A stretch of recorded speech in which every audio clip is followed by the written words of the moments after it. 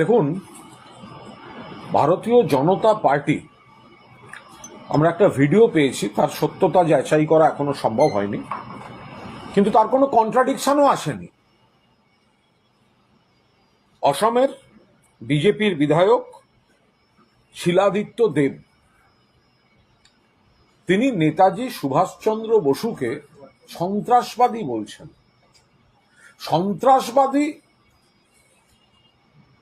আর স্বাধীনতা সংগ্রামী, বিপ্লবী, এই শব্দ দুটোর প্রয়োগের প্রেক্ষিতের যে বেসিক তফাৎ,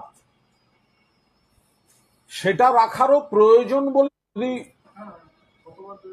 সত্য না হতো, তাহলে নিশ্চয়ই তারা কন্ট্রাডিকশন দিতেন।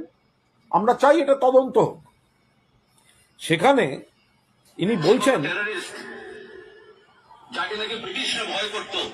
উগ্রপন্থী ছিলেন বিপিন চন্দ্র পাল, বিজেপির বিধায়ক বলছেন।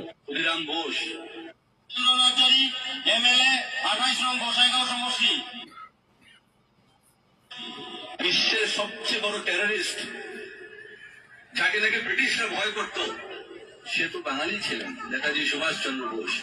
নেতাজি সুভাষচন্দ্র বোস তীব্র নিন্দা করছি। বিশ্বের সবচেয়ে বড় টেররিস্ট নেতাজি সুভাষচন্দ্র বোস বলছেন কি করে বিজেপি? বিপ্লবী, স্বাধীনতা সংগ্রামী,